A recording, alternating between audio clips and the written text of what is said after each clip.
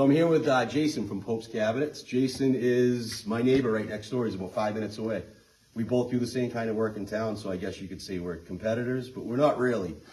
Don't let Jason fool you. He owns a very large, successful construction company that he does most of his own work, and he does a lot of work for people in town. I actually do a lot of work in Boston, so I don't do a lot of work around here. A little bit in Rockport and stuff like that, but he does most around here. I go to Boston, where it's a nightmare, but I deal with that.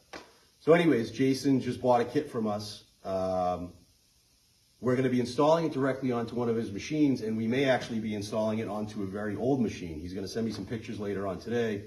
He thinks it's a 1940s or 50s machine, so we're going to make sure it works, but it's got big horsepower, big spindle, so it should be perfect for uno2. So we're going to give him a rundown of how the kit works right now. We got the sliding table. Jason knows that the sliding table on here is the one he's going to get. He currently owns a sliding table that's manufactured from somebody else, and I also bought one of those a year ago and was going to use it on uno2. And the reason I didn't use it on uno2 is because the clamps on this system are 3 to 4 times stronger than the clamps on that system. The plate here is 3/4 of an inch thick. The slider on here alone, just this sliding piece, costs more than all the parts to assemble that other kit alone. So Jason's going to sell the other kit or put it on something else, and he's going to use our slider.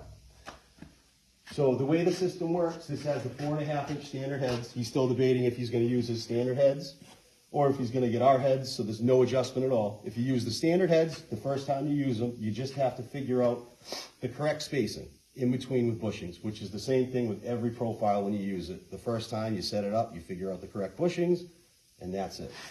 So whether it's right now for these heads, it's a 610 thousandths put in between here, a little under 5/8. So I know when I swap these out, that's what I put in there.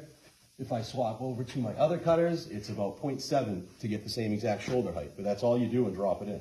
When you use our cutters that we're having made right now, there's no adjustment. We put the same bushing in for every head, and you end up with the same shoulder height from the face of your panel to the face of the cabinet door, running your doors face down every time.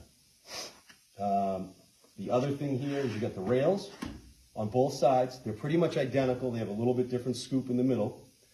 And what we do on these rails, when you order a machine, the only thing you really need to tell us is if you're going to run your dust collection from the ceiling or the floor. The floor would be like this. Both sides of the machine look like this. Your hose simply squeezes inside and then pinches off at the end, and we have an end cap that locks it in place. If you're going out the ceiling, it's the same exact thing, where your hose, this whole kit flips over, and your hose snugs down inside. You run it straight up, and then if you want, we can supply you with a kit. We can either do the same 3" by 5" aluminum that'll run straight up to the ceiling, and then you can Y off of that, or we can supply you with a kit for the Y, and you plug a 6" hose directly into that. So it simplifies everything, makes everything really easy for you guys to install. He's having us put one directly on his machine, but the kit, which you guys will see likely tomorrow, you'll see is just a 1/2" aluminum sheet with every single part here set up on it. And the only thing you have to do is drop it over your spindle, line it up. I have a custom bushing that only allows you to be about 1/1000th off, less than the width of a human hair. You drop that over there, lock it in, line it up. Then we have 6 holes drilled in the table. You bore your 6 holes through your cast iron top. You tap those holes, and then you tighten it down, and you're good to go. All you got to do is mount your power feed to the extension kit, which is the 1/2" aluminum top, extends out on the other end far enough for you to bolt the full-size power feed to it. Your power feed doesn't have to mount here. If we mount it to an existing machine, sometimes we mount it on top, but it all depends on the footprint.